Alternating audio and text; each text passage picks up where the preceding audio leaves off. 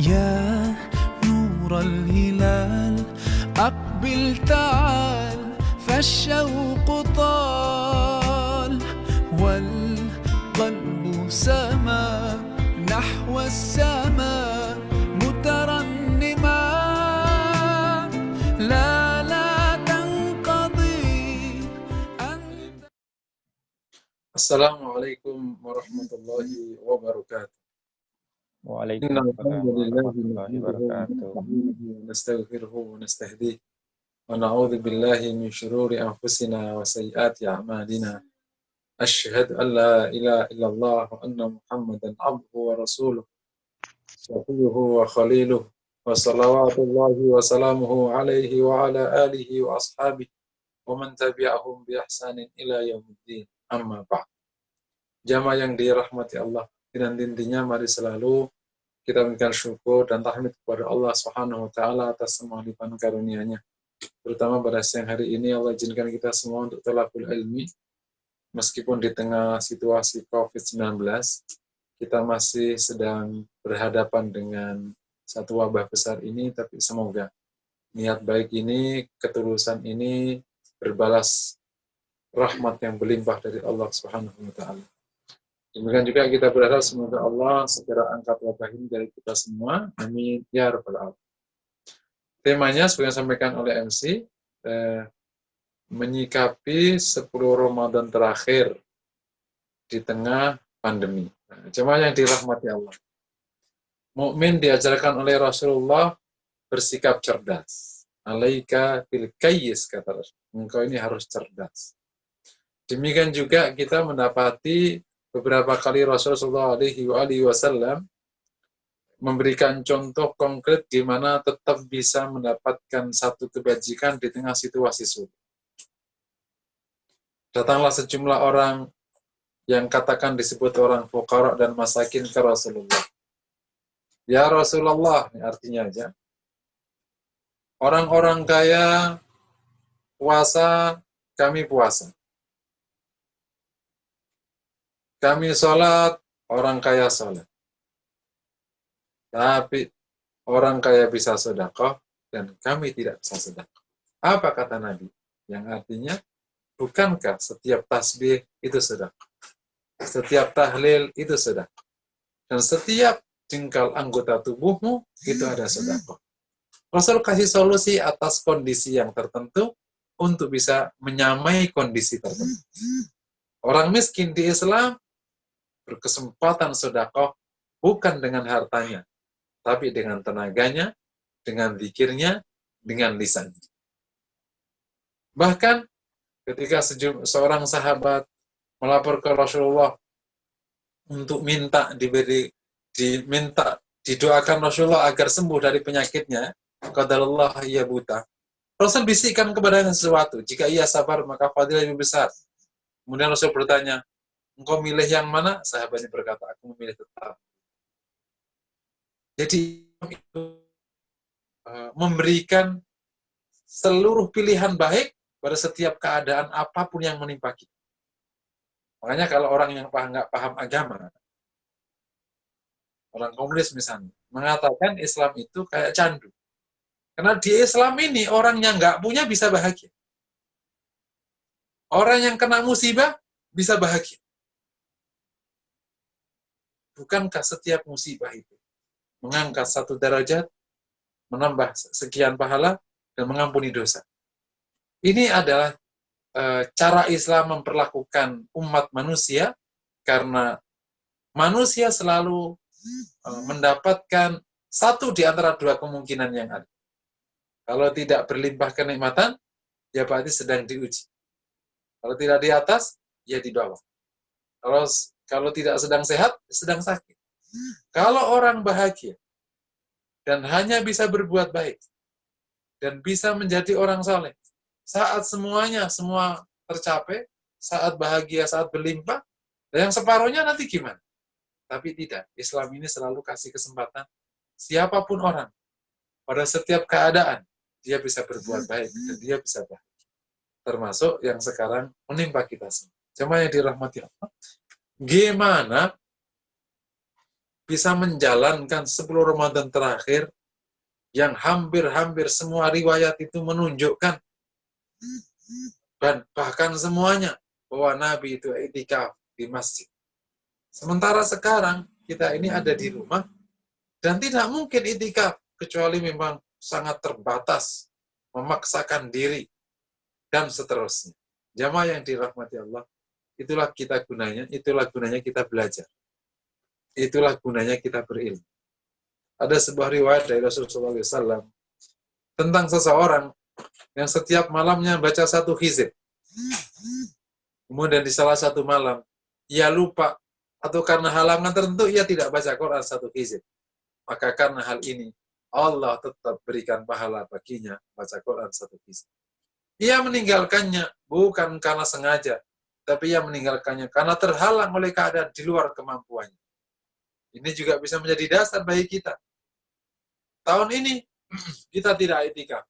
Bukan karena kita tidak ini i'tikaf. Karena insya Allah setiap tahun kita i'tikaf.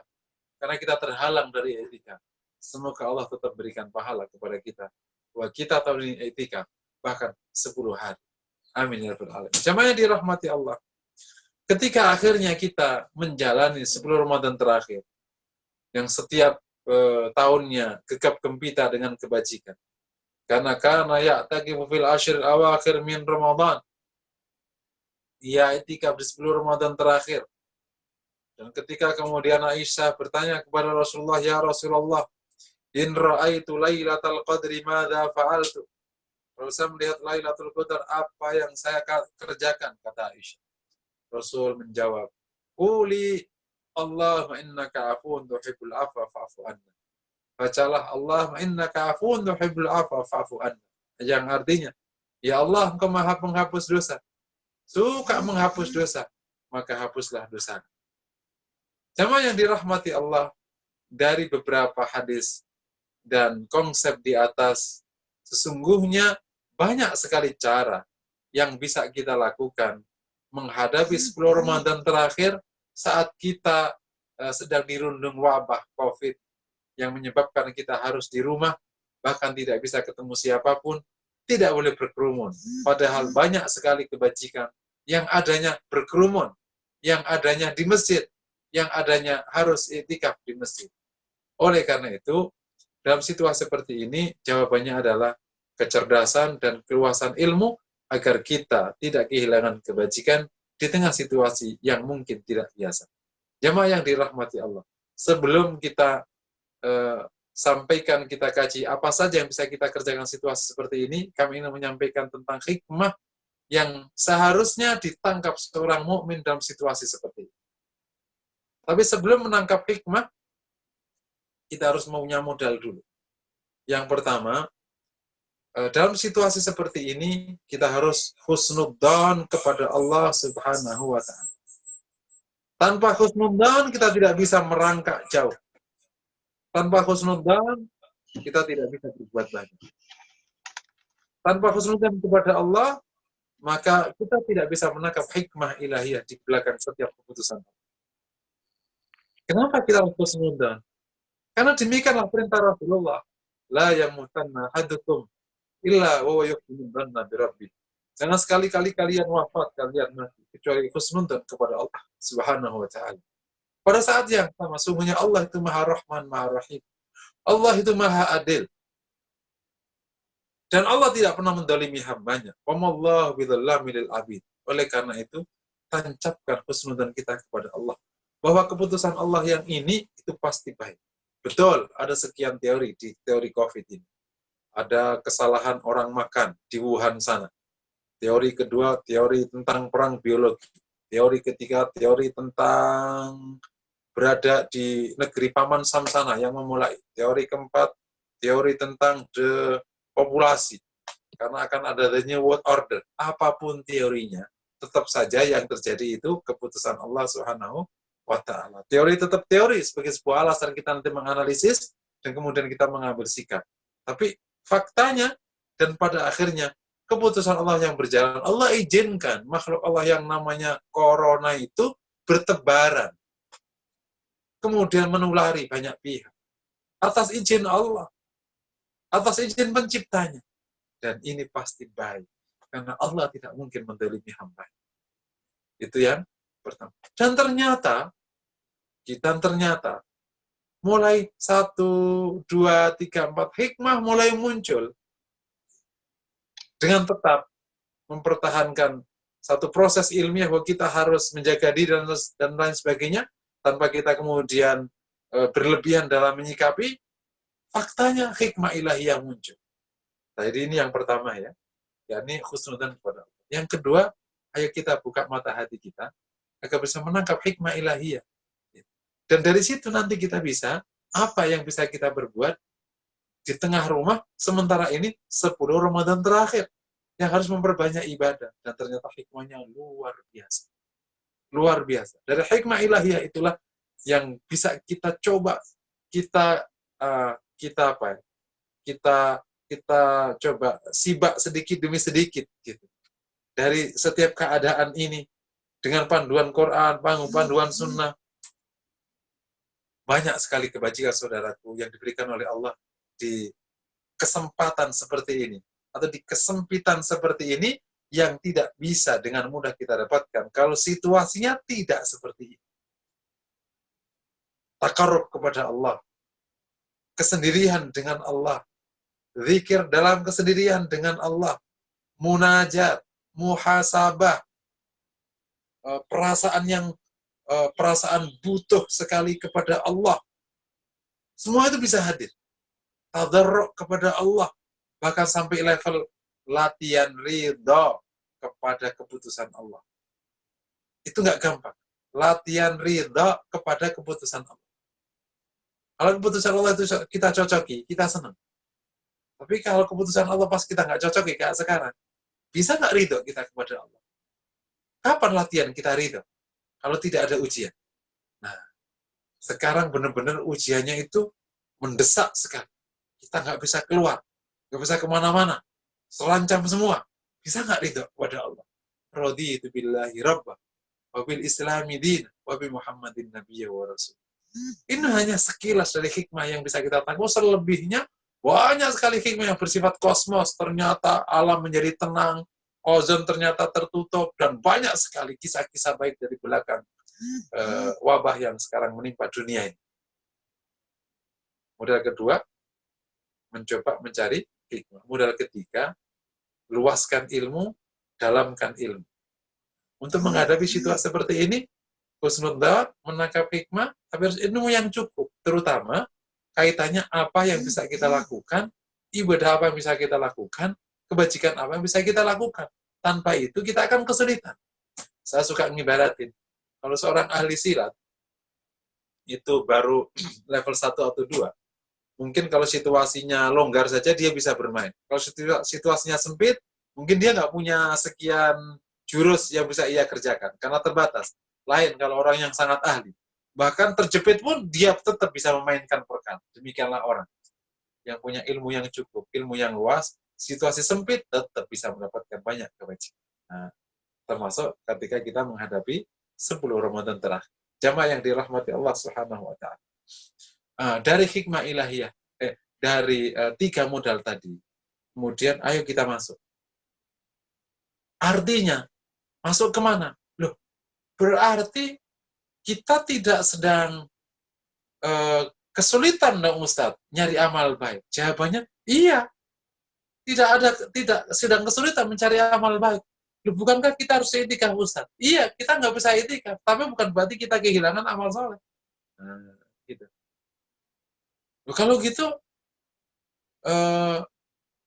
kita bukankah jadi terbatas Ustadz?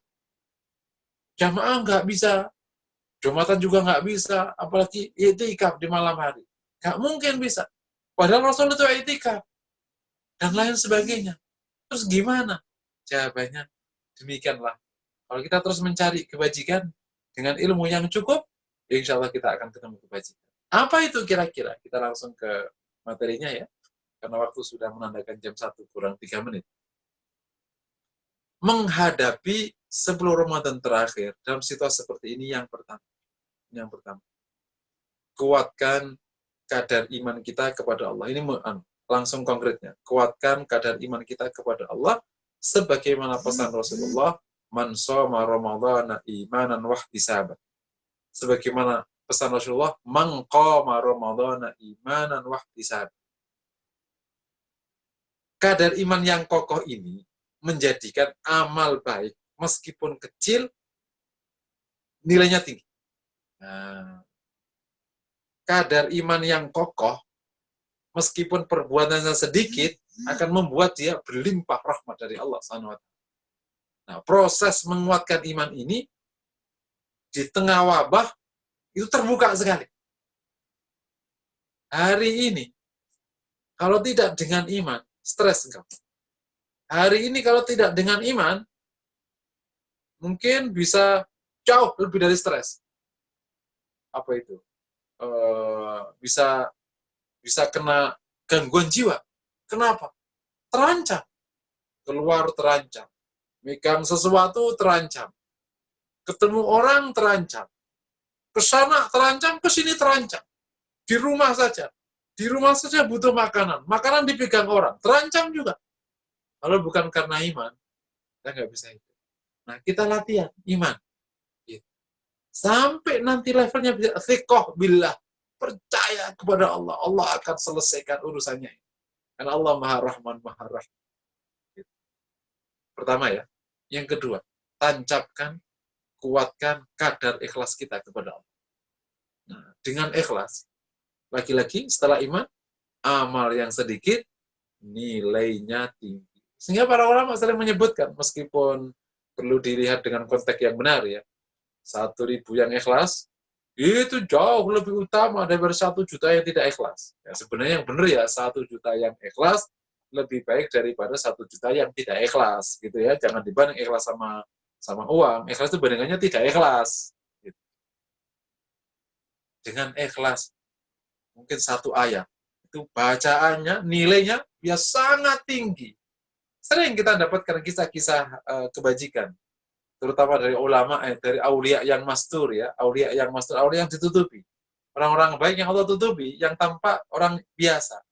Dari mana biasanya? Dari kadar ikhlas. Orang ini biasa, sholatnya biasa. Mungkin sedekahnya juga sedikit, tapi kadar ikhlasnya ini yang membuat yang sedikit itu menjadi sangat tinggi nilainya. Masya Allah. Jadi dari sekarang, kuatkan kadar iman, kuatkan kadar, sehingga amal shoma Ramadan, qoma Ramadan itu nilainya tinggi. Nah, insya Allah ya. Kan insya Allah saum kita jalankan, qiyamul juga kita jalankan. Gitu. Setelah kita punya katakan apa tadi itu basis dalam menyongsong Ramadan ini yang paling utama itu, yakni basis iman dan ikhlas, kita kuatkan basis ilmu. Nomor 3, supaya apa? Supaya pilihan-pilihan amal kita itu benar-benar sesuai dengan sunnah Rasulullah. Kesempatan diterimanya tinggi, karena cocok sama Nabi. Lain, kalau amal-amalnya keliru, ya akhirnya udah nggak banyak, keliru, ya udah. Meskipun sedikit, apalagi banyak, bener, insya Allah punya kesempatan diterima. Jadi, kuatkan iman, tancapkan ikhlas, dan pastikan ilmunya cukup. Nah, dalam 10 Ramadan terakhir ini, jika kita punya basis itu, insya Allah pilihan amal kita, apapun nanti, insya Allah ketemu lagi. Amin ya rabbal alamin. Jadi apa saja Ustaz yang bisa kita kerjakan? Yang pertama, sebelum masuk yang pertama ya, sebenarnya jamaah yang dirahmati Allah,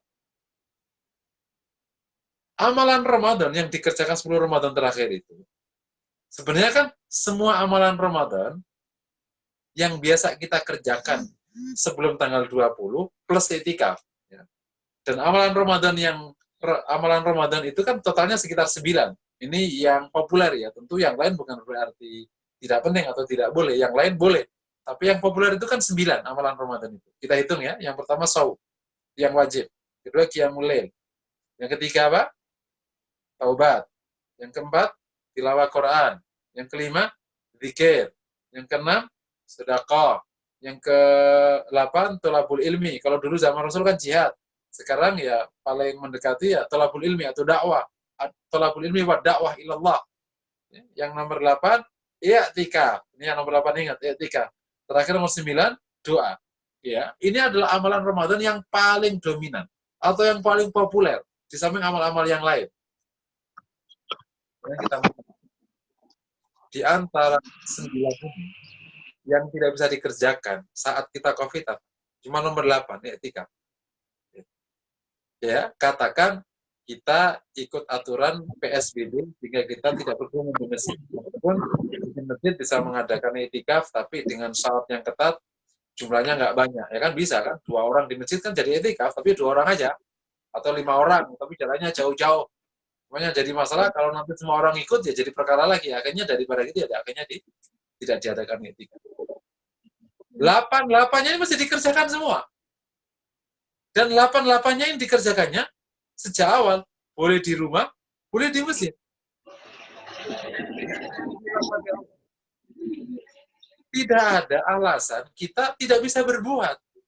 Karena dari 9 ini, itu hanya 1 yang tidak bisa dikerjakan. Antara yang 8 masih jalan semua. Termasuk ketika kita di rumah. Memang kelebihannya i'tikaf adalah ketika kita ibadah i'tikaf itu ibadah yang paling gampang. Karena sekedar badan kita ditaruh di masjid, itu sudah bernilai ibadah. Kalau baca Quran kan harus baca Quran. Kalau zikir kan harus zikir, ngaji kan harus ngaji. Tapi kalau i'tikaf kan enggak.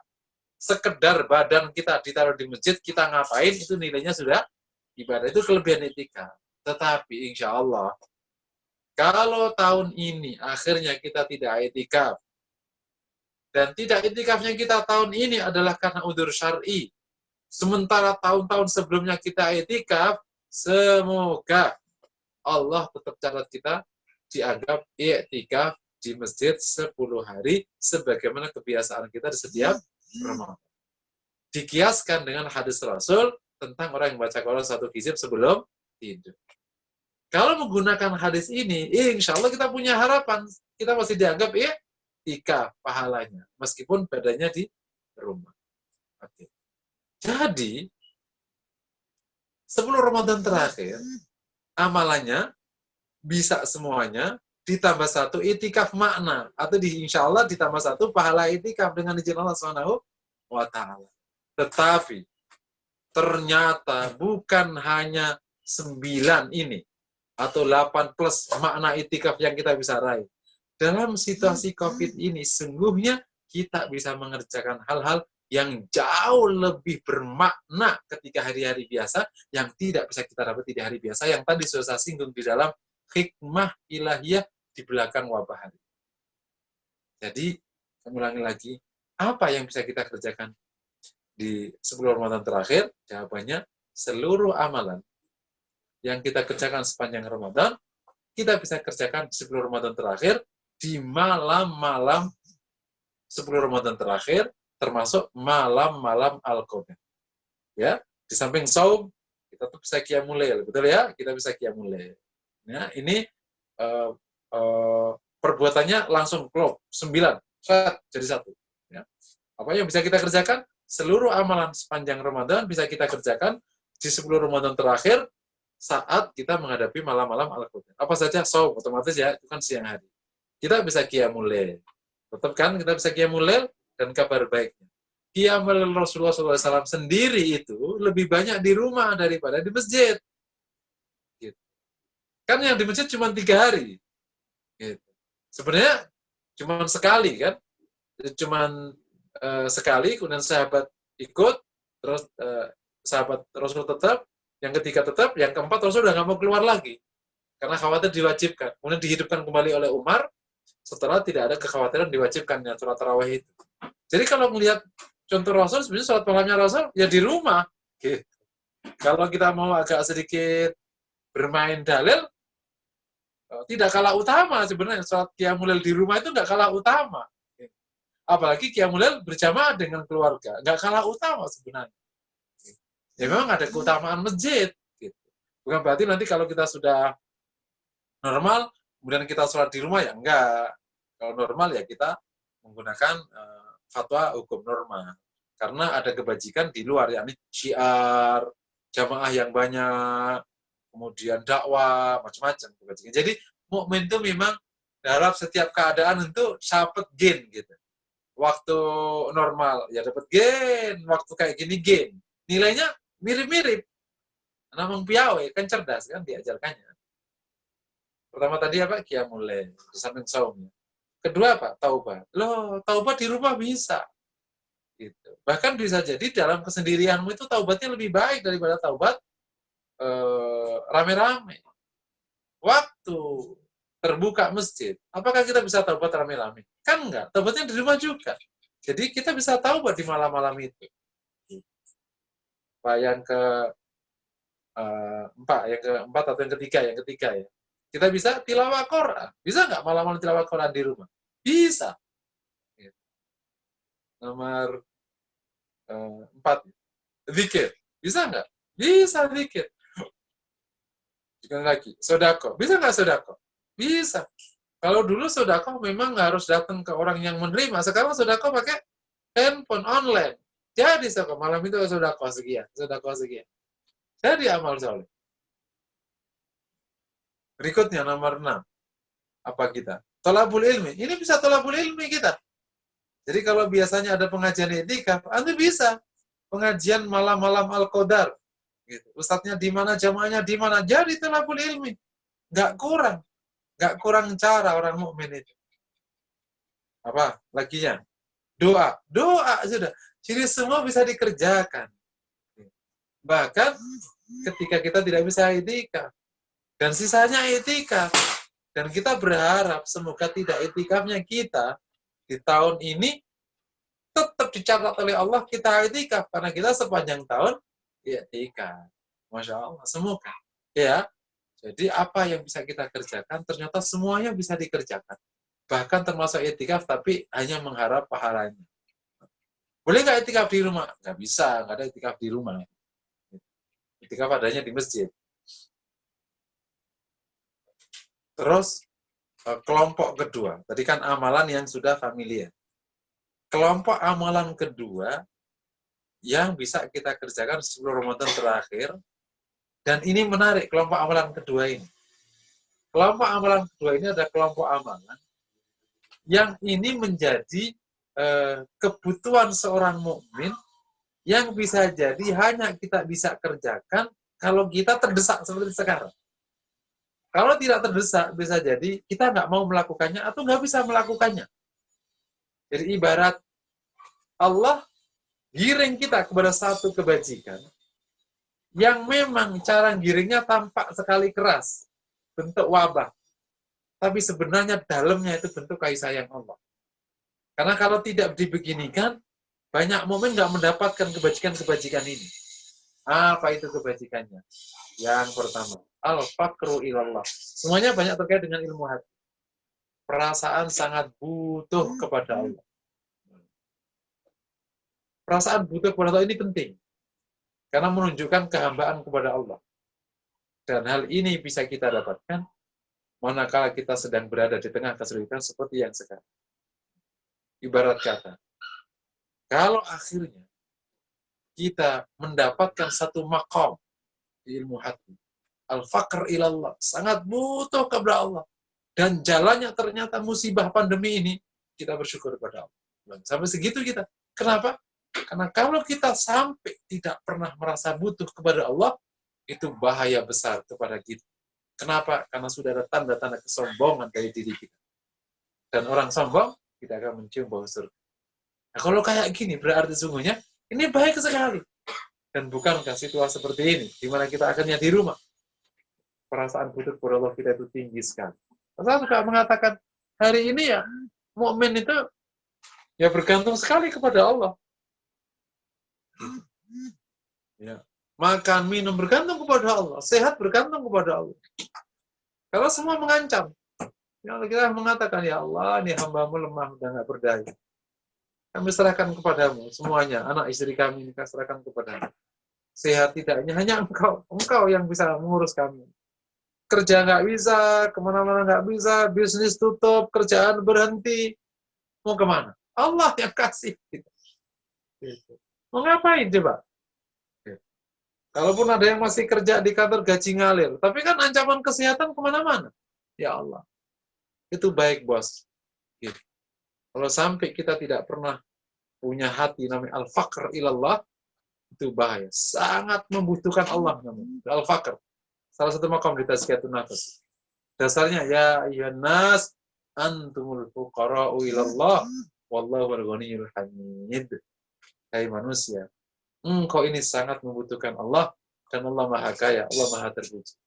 Nah, bukankah fakir itu bisa hadir kalau begini rasanya kita terkungkung begini.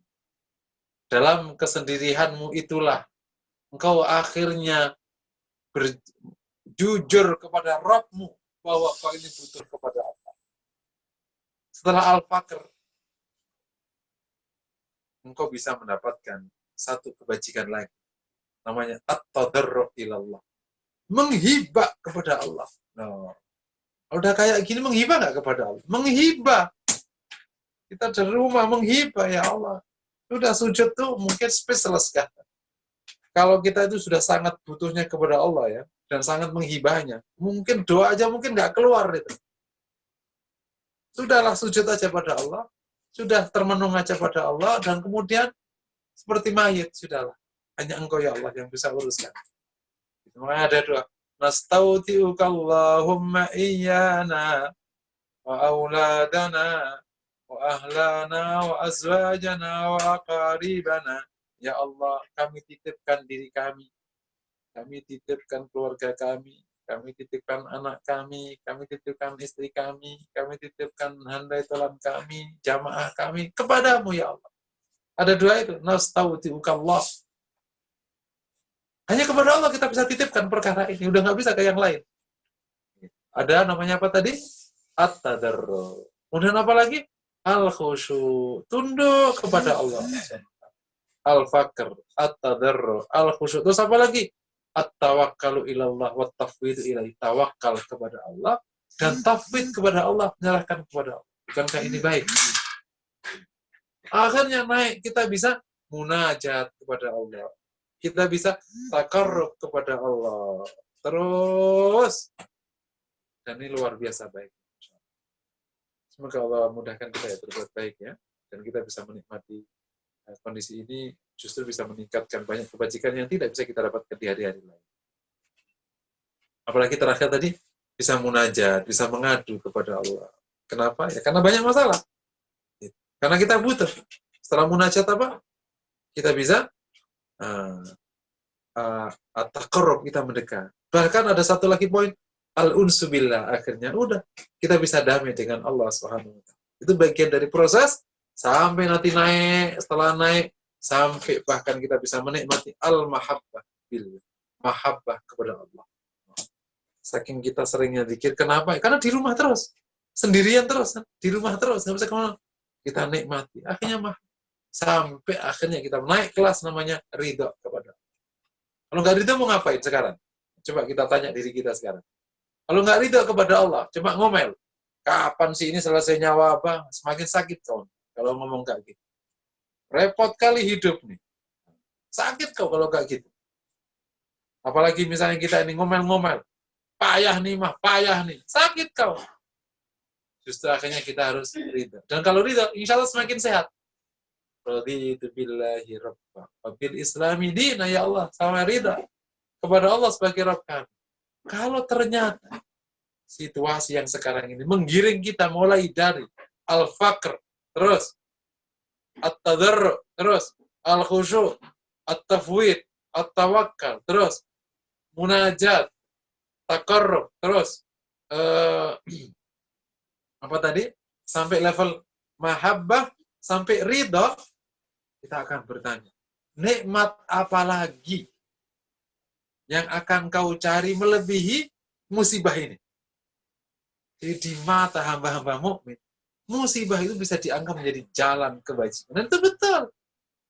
Bukankah Nabi Yusuf dijalankan oleh Allah menuju kekuasaan lewat jalan yang terjal, dibenci oleh keluarganya, dimasukkan ke sumur, diambil seorang pedagang, dijadiin budak, bersitegang dengan raja, mendapatkan cinta istri raja, jadi fitnah pada dirinya, dijebloskan penjara, baru jadi raja atau jadi penguasa.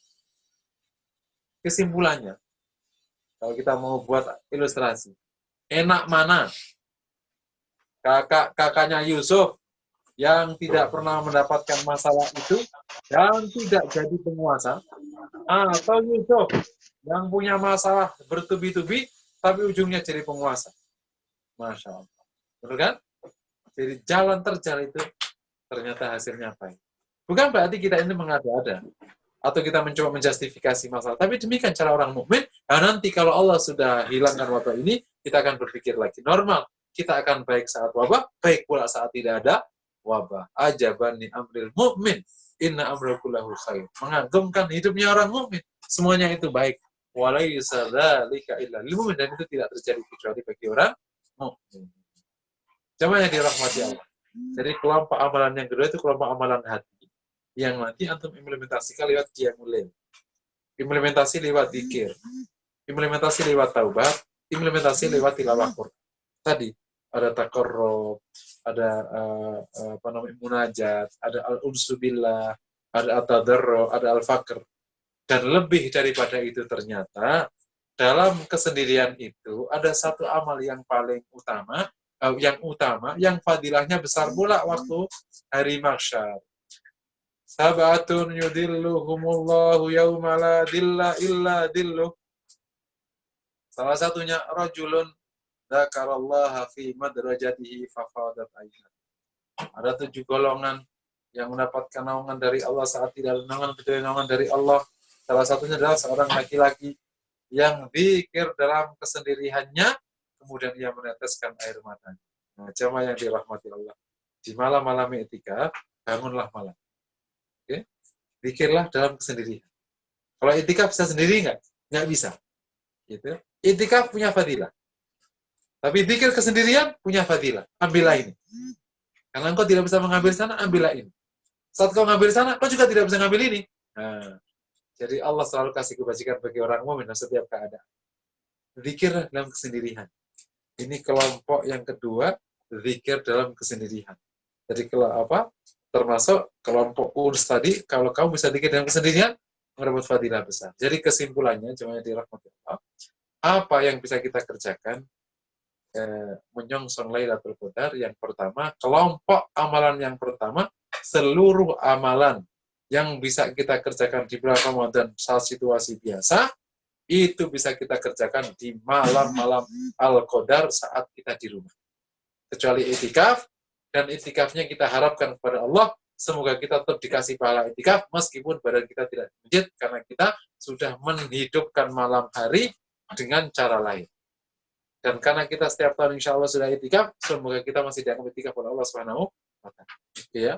Nah, kelompok amalan itu tolong dikerjakan dengan seksama. Yang kedua, kelompok amalan yang kedua, yang banyak bersifat hati sampai ke level zikir dalam kesendirian. Itu jalankan semuanya. Ya. Numpang di amalan yang pertama, kau masukkan amalan hati. Karena amal hati lebih utama daripada amal perbuatan. Sehingga saat kau zikir, saat kau tilawah, saat kau apa, kau tumpangkan tadi. Tadarruk masuk, al-faqr masuk, semuanya masuk. Jadi lengkap sekali amalan kita. Mungkin pertanyaannya, terus kita gimana Ustadz kalau malam-malam Al-Qadar itu? Ya sudah, sebagaimana kalau kita i'tikaf kita melek, ya di malam-malam ini kita melek. Kita ngerjakan itu semua. Nah, sebagaimana kalau Anda i'tikaf mungkin juga nggak sanggup sepanjang malam, ya mungkin kau tidur. Karena ternyata Rasul juga tidak anjurkan kalau kita kemudian sepanjang malam ibadah, tapi ternyata kita ngantuk. Suatu ketika seorang sahabat sholat, dan karena ngantuk, maka badannya diikatkan di tali masjid. Di antara tiang-tiang masjid. Dan di pagi harinya Rasul bertanya, kenapa ada tali ini? Ternyata diceritakan ada seorang sahabat yang tadi malam mengikatkan dirinya di tiang masjid. Karena takut ngantuk. Rasul melarangnya, dan kemudian terkenal dengan hadisnya, inna li'ainika haq, wa inna lijasatika haq. Matamu punya hak, badanmu punya hak. Jadi jamaah sekalian yang dirahmati Allah, dalam menghidupkan malam Lailatul Qadar ini, malam Al-Qadar, dengan seluruh amalan tadi, ngambil waktunya kapan? Ambil waktunya sepanjang malam.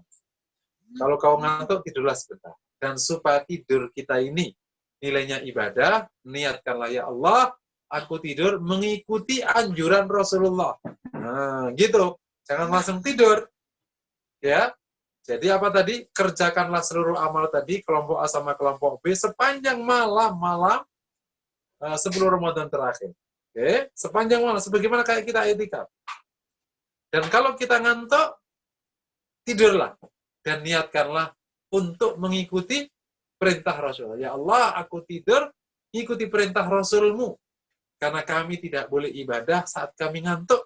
Karena khawatir kami tidak tahu apa yang kita baca. Sementara kita ingin memujimu, tapi ternyata kita salah ngomong, malah kita menghinakanmu. Ya Allah, kami tidur. Dan mohon bangkitkan kami, mohon bangunkan kami beberapa saat lagi. Nah, gitu. Jadi mungkin kau nanti bisa bagi, kalau saya kasih tipsnya itu bagi malam menjadi 4 bagian. Gitu. Atau menjadi 3 bagian lah, 3 bagian. Mulai maghrib sampai jam 10, itu bagian pertama. Nah, ya. Jam 10 sampai jam 2, itu bagian kedua. Jam 2 sampai subuh. Atau jam 10 sampai jam 1. Ya. Kemudian atau sampai jam setengah 2. Jam 10 sampai jam setengah 2. Setengah 2 sampai subuh. Nah, tidurlah di sepertiga malam pertama. Tidur sampai jam 10 atau kau tidur sampai pertengahan malam. Semoga tidur kita dengan niat baik tadi dicatat pahala oleh Allah Subhanahu wa taala. Nah, karena tidur kita itu niatnya taat sama Rasulullah. Karena betul, kalau kita semalam full itu kalau memang kurang persiapannya, jadinya sangat ngantuk dan bahkan hasilnya jadi buruk. Kalau ingin semalam full ya memang siangnya harus tidur full. Bagaimana kalau kita biasa itikaf ya, apalagi itikafnya di Mekah. Tapi kalau siangnya nggak tidur, semalam full bisa menjadi berat. Tapi gimana caranya supaya tetap bisa nilai kebajikan? Tidur dengan niat taat sama Rasulullah. Nanti kira-kira jam 12 bangun. Atau tidur ba'da Isya, jam 11 bangun sampai subuh. Tidur ba'da Isya, jam 12 bangun, jam 1 bangun sampai subuh. Semoga ini sudah cukup. Apalagi kalau Bapak mengurangnya kuat sekali, entah apa itu, mulai Isya sampai subuh, ibadah seperti yang kami sampaikan tadi. Masya Allah, itu top. Semoga tidak mengurangi kebajikan. Oke? Ini pertanyaan, jadi apa amalan-amalannya? Nah, tip terakhir, supaya amalan-amalan itu fadilahnya besar, saya katakan tadi, maka jadikanlah amalan-amalanmu itu bisa bernilai tinggi. Gimana supaya bernilai tinggi? Tadi kan amalan tadi, ada kelompok pertama, kelompok kedua. Supaya amalanmu bernilai tinggi, gimana caranya? Tadi kan sudah ada pengantar. Kuatkan kadar ikhlasmu, terus pastikan itu ngikuti sunnah. Jadi nilainya tinggi. Dan yang ketiga, kalau bisa, amalanmu itu bisa menjadi jariah. Gitu. Jadi cari amalan yang jariah. Misalnya, mohon maaf ya, tanpa harus mengurangi kadar ikhlasnya. Engkau tilawah, engkau rekam, kemudian kau rekam, kau siarkan. Kali-kali ada yang mau nyontoh. Orang nyontoh. Misalnya gini, cara membaca Quran yang baik. Ya di malam itu kok gitu, ngajarkan Quran. Gitu. Cara wudhu yang baik. Nah, yang apalah terserah. Gitu. Sodako yang terbaik. Jadi maksud saya, engkau pilih amal-amal yang bisa jariah, yang berdampak luas. Itu juga menjadi tip agar kita bisa mendapatkan banyak kebajikan dari situasi yang mungkin tidak normal. Mungkin demikian yang dapat saya sampaikan. Semoga materi ini menginspirasi. Wassalamualaikum warahmatullahi wabarakatuh. Waalaikumsalam warahmatullahi wabarakatuh. Terima kasih Ustaz untuk penyampaiannya. Masya Allah, jadi memang seringkali kita fokus kepada kesempitan yang kita hadapi, tapi tidak melihat kesempatan ibadah yang begitu besar yang Allah berikan kepada kita dengan kondisi berbeda seperti saat ini, pada masa pandemi ini. Kita lanjut beberapa pertanyaan nih, Ustadz udah masuk di chat itu dari Pak Yudi. Ada 2 pertanyaan. Pertama adalah tips untuk 10 hari terakhir bersama keluarga dan juga misal wabah sampai di 1 Syawal, nanti sholat Idnya bagaimana Ustadz? Ya, ya. Ya mungkin itu dulu Ustadz. Atau dan Ya, lanjut lagi, ini ya Ustadz, perlukah menyiapkan ruangan khusus untuk iktikaf di rumah bersama keluarga itu? Oke. Yang pertama, tipsnya gini, keluarga dimotivasi, didorong untuk bisa menghidupkan malam-malam Al-Qadar ini di rumah. Ya emang ya pandai-pandailah ya ngajak anak-anak, terutama yang masih kecil atau yang remaja. Karena yang remaja kan punya cara sendiri, didorong aja, berikan contoh yang baik. Gitu. Tadi misalnya namanya anak-anak mungkin oke, kakak nanti pada Isya langsung tidur ya, langsung nanti jam 12 bangun, 1 bangun, kira-kira kayak gitu. Atau kalau mau ngambil awal sampai jam 1, nanti tidur sebentar, kemudian nanti jam 3 bangun lagi. Terserah, setiap anak ditanyain, istri kalau uminya mau gimana caranya.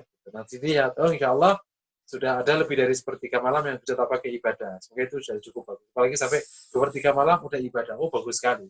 Itu sudah cukup bagus. Ya. Apalagi sampai semuanya, top. Gitu. Tapi jangan sampai hanya terawih saja, sementara semuanya tidur full sampai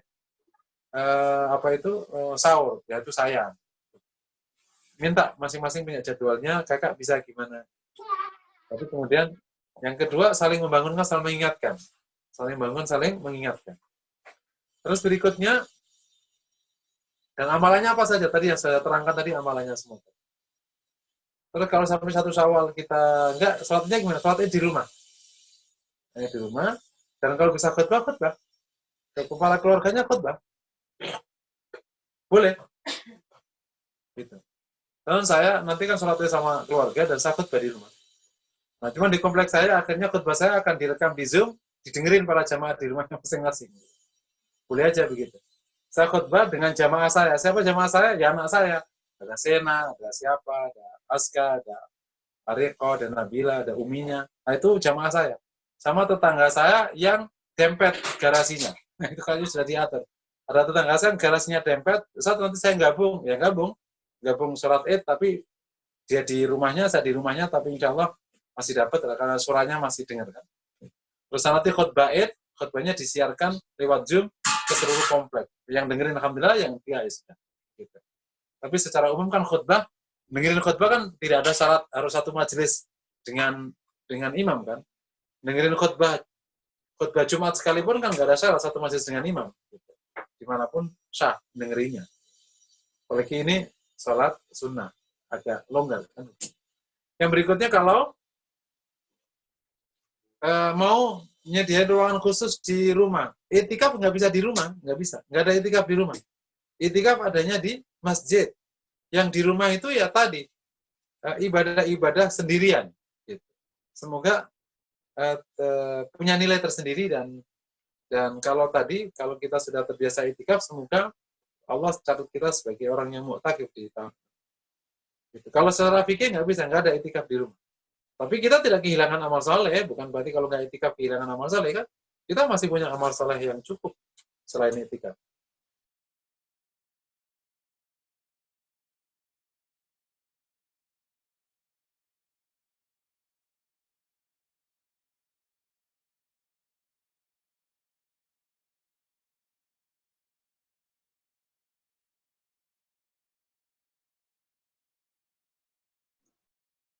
Ya, gimana Ustadz? Suaranya menghilang.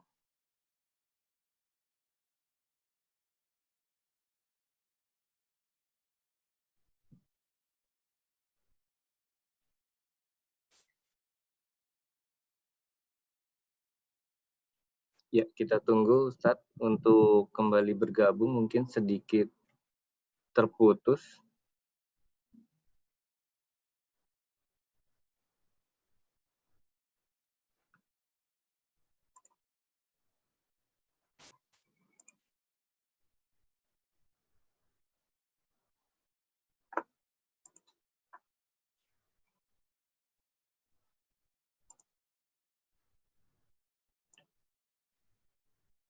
Tanya siapa, Pak? Cukup tadi? Iya, baik. Untuk itikaf sudah ada di rumah, jadi nggak perlu menyediakan tempat khusus untuk itikaf. Tapi ya kalau dianggap sebagai tempat khusus ibadah boleh-boleh aja. Nah, selain itikaf, fokus amal yang selain itikaf tadi, dan insya Allah itu ada kebajikannya yang tersendiri. Insya Allah bisa kita tutup dengan yang lain-lain. Insya Allah. Siap. Tapi tadi ada harapan kalau kita sudah istiqomah itikaf, Allah catat kita itikaf, insya Allah. Amin, insya Allah. Baik Ustadz, ini ada 3 pertanyaan lagi yang seru nih Ustadz. Ini mungkin pertanyaannya juga mungkin banyak muncul di sosial media. Di sini ada yang menanyakan, kalau mall itu banyak yang buka, jalanan masih ramai, masih banyak yang ke kantor, tapi ke masjid dilarang. Bagaimana tanggapannya Ustadz? Iya, ini sebenarnya yang benar kan semua dilarang. Jadi yang benar itu kan semua bentuk kerumunan dilarang. Bahwa dalam implementasi itu tidak pas, itu bab implementasi. Kalau ulama tuh gini kan, sebenarnya kan bukan masalah iri-irian nih akhirnya. Jadi bukan iri, ini kan bab tentang gimana kita bertindak benar. Jadi dalam pemaparan saya ke banyak jamaah, kalau masjid aja sudah memutuskan untuk meninggalkan kerumunan, maka mall juga harus meninggalkan kerumunan. Lebih karena tidak lebih steril dan lain sebagainya. Nah, bahwa faktanya orang pada melanggar ke mall dan melanggar ke kantornya, tapi pada taat ke masjid, itu bab yang lain. Gitu. Tapi kalau akhirnya kita ikut-ikutan tidak safety, ini menjadi buruk karena jamaah kita bisa menjadi korban kan.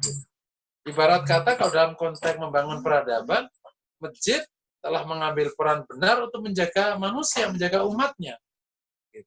supaya aman. Gitu. Bahwa kemudian yang dijaga ini nggak merasa dijaga, malah dia ngawur di mallnya, urusan dia. Gitu. Tetapi harus diakui bahwa dampak dari fatwa ini, kebijakan ini kan masjid akhirnya sepi dan tutup.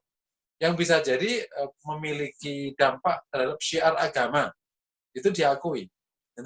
Dan itu tidak mustahil harus dipikir, tidak mustahil menjadi bagian dari proses yang bisa jadi sudah dipikirkan oleh semua orang yang terlibat. Cuman antara dampak buruk syiar dengan dampak buruk ke masalah kesehatan dan terancamnya nyawa, kita pertimbangkan ini. Makanya akhirnya saya selalu bilang, karena syiar offline, ingetin ya, syiar offline itu terhalang, maka kita harus mengembangkan syiar online. Gitu. Dan ini merupakan kebajikan berdiri sendiri. Yang bisa jadi kaum muslimin nggak fokus online kemarin-kemarin, sekarang harus fokus online. Gitu. Sekarang kaum muslimin harus fokus mengembangkan dakwah media, kebajikan lewat media. Nah gitu. Wallahu a'lam bishawab. Ya, Ustaz, memang memilih untuk bersikap yang benar ya, Ustaz. Dan juga ya, bukan berarti kita ikut bersikap tidak benar karena orang lain tidak benar, kan nggak begitu cara berpikirnya. Misalnya ada orang bersikap tidak benar, ya udah karena kamu nggak benar, aku ikut nggak benar, kan nggak begitu. Yang benar nih lockdown, bukan PSBB kalau kita bicara idealnya. Lockdown, yang benar. Nah, kalau sekarang malah udah aut-autan sekarang, nggak jelas ini kasusnya. Siap. Selanjutnya Ustaz, ada pertanyaan. Kalau di Syawal itu kan biasanya kita silaturahim ke sanak saudara, ke kerabat. Untuk keadaan seperti ini bagaimana menyikapinya, atau mungkin tepatnya tuntunan Rasulullah seperti apa untuk silaturahim di masa Syawal? Makanya silaturahim di malam Id itu, di hari Id itu sebenarnya lebih tidak ada tuntunan khusus terkait dengan Id. Gitu, nggak ada. Gitu. Silaturahim yang semarak di hari Id itu lebih karena kondisi yang memungkinkan orang bersilaturahim. Kan silaturahim itu kan memang fadilahnya besar. Dan itu nasnya kuat. Tapi sebenarnya tidak terkait dengan Idul Fitri. Jadi kalau seandainya ada orang di Idul Fitri nggak silaturahim, itu nggak melanggar agama. Tapi ya Tapi ya tidak silaturahim gitu ya. Tapi bukan berarti akhirnya melanggar sunnah. Kenapa? Karena silaturahim itu sebenarnya ibadah berdiri sendiri, nggak ada kaitannya dengan Idul Fitri. Kemudian secara budaya menggema, seluruh kaum muslimin termasuk negara-negara Islam yang lain menggema. Kenapa ya? Karena kan ada perasaan bahagia habis puasa, kemudian ada makan-makan, ya udah sekalian kita ketemu sekalian. Udah terus sekalian. Jadilah silaturahim, terus akhirnya lahir budaya mudik, pulang kampung dan seterusnya. Dan seakan-akan itu menjadi satu paket ibadah Idul Fitri. Padahal sebenarnya bukan satu paket, itu paket yang berbeda. Nah, sekarang kalau kita menjalankan silaturahim di musim COVID kayak gini bisa pakai online kan? Gitu. Dan saya udah ikhtiarkan itu. Saya udah niat nanti hari pertama saya akan buka Zoom dengan keluarga saya, terus Zoom dengan teman-teman, dengan jamaah. Saya udah niatkan gitu. Nanti makannya masing-masing bareng-bareng di rumahnya masing-masing kan seru kok. Bapak Ibu, kita ya sekarang open house dengan Ustadz. Silakan diminum tehnya, gitu kan? Silakan dimakan. Kalau perlu kita kirim makanan kayak tapi pakai online kan bisa. Kita kirim lontong sayur ke tetangga yang satu dengan sayur sama aja kan boleh.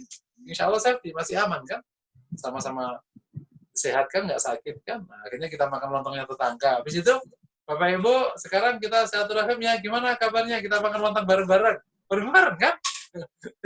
Bareng-bareng di waktunya atau tempatnya nggak sama gitu doang kan. Baik.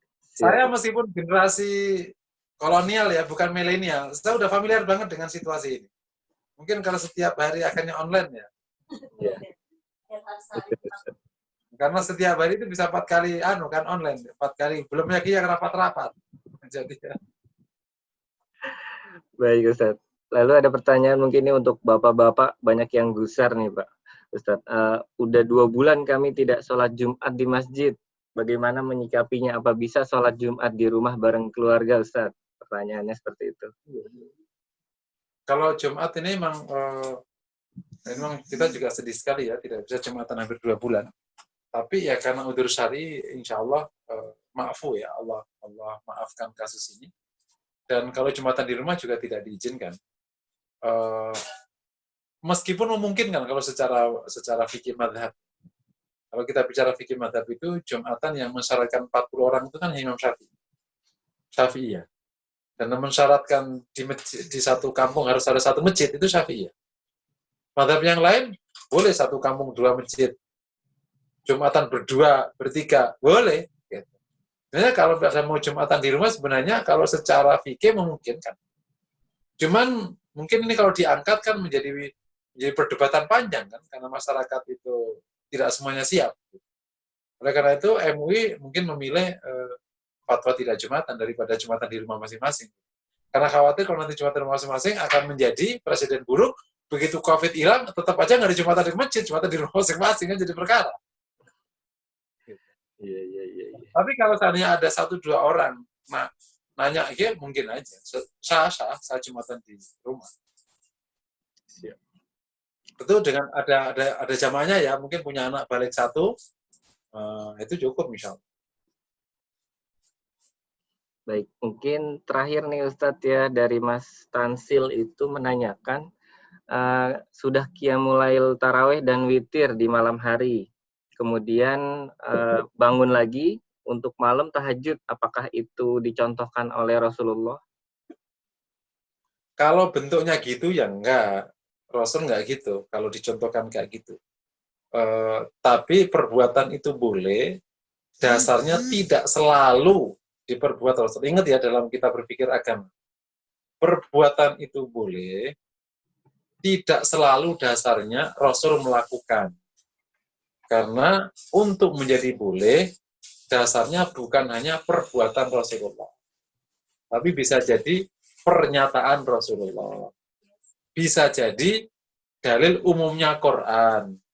Bisa jadi qiyas. Bisa jadi qaulus sahabi, dan lain sebagainya. Kalau Rasul qiyamulailnya nggak begitu. Rasul qiyamulailnya kan bukan kayak kita siang, awal, terus tidur. Enggak. Rasul Qiyamul Lail seperti yang diceritakan Aisyah, ada 3 riwayat kalau tentang Qiyamul Lail Rasulullah itu. Dan itu tidak terkait Ramadan atau non-Ramadan, memang begitu Rasulullah. Cuman khusus Ramadan pernah kejadian Rasul sholat malam di masjid itu, kemudian para jamaah ikut. Gitu. Kemudian kok sekarang kejadiannya di awal, karena untuk mempermudah. Kalau aslinya kan bukan awal sebenarnya. Qumil laila illa qalila nisfahu aw inqus minhu qalila aw zid alaihi qur'ana tartila. Gitu. Separuh malam, sepertiga malam tambah sedikit. Jadi ada 3 riwayat. Rasul itu bangun pertengahan malam, ada yang menyebutkan bangun agak kurang sedikit atau setelah sedikit. Dan kalau melihat hadis Aisyah, hadis Ibnu Abbas, ya Rasulullah SAW itu sholat malam, termasuk di Ramadan ini, itu setelah melewati pertengahan malam. Riwayatnya itu kan pertengahan malam, atau ditambahin sedikit, atau kurang sedikit. Ditambahin sedikit berarti kurang pertengahan malam, jadi agak awal, atau kemudian nambah, berarti agak sepertiga malam yang agak ke sana. Gitu. Nah, kalau kayak gitu berarti, kalau untuk mau ngikuti, kecuali yang malam itikaf ya, yang malam itikaf kan Rasul memang itikaf, itu tidak, Rasul duduk di masjid kan. Kemudian artinya Anda bisa sholat malam dari sejak jam 12 misalnya sampai subuh, sampai menjelang sahur, gitu. Karena nanti Rasul itu kemudian sahur kemudian Rasul istirahat sebentar, kemudian baru sholat malam.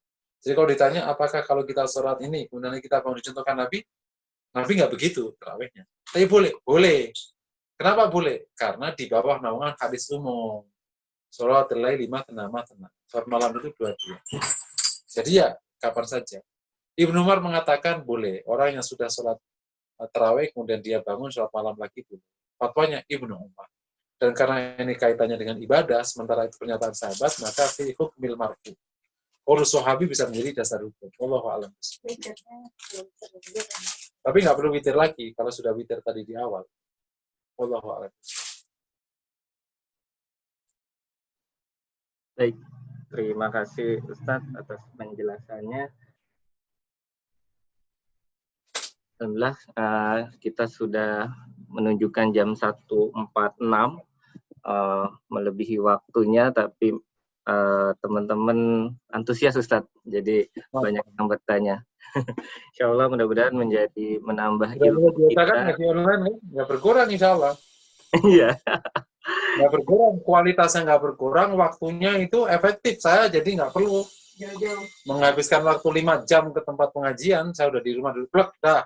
Iya. Nanti datang lagi ngaji, plek dah, gitu. Enak. Jamaah langsung siap Ustadz ya? Iya, sudah siap. Sudah, berapa orang? 100, 30, 40. Oh, langsung ngaji, plek. Udah, begitu live, nggak usah diantar, nggak usah dijemput. Nggak bisa makan, bisa apa kan? Langsung bisa kan, aku mau nganter saya. Iya, itu salah satu berkah dan hikmahnya Ustadz ya. Iya, efektif sekali sekarang jadi. Efektif sekali. Ya, baik mungkin kita cukupkan untuk kajian kita kali ini. Kami ucapkan terima kasih Ustadz atas penyampaiannya. Hari ini sangat bermanfaat bagi kami semua untuk menghadapi, dan memang ini baru tanggal 21, masih ada 9 hari ke depan insya Allah. Mudah-mudahan kita bisa memaksimalkan ibadah kita di Ramadan ini.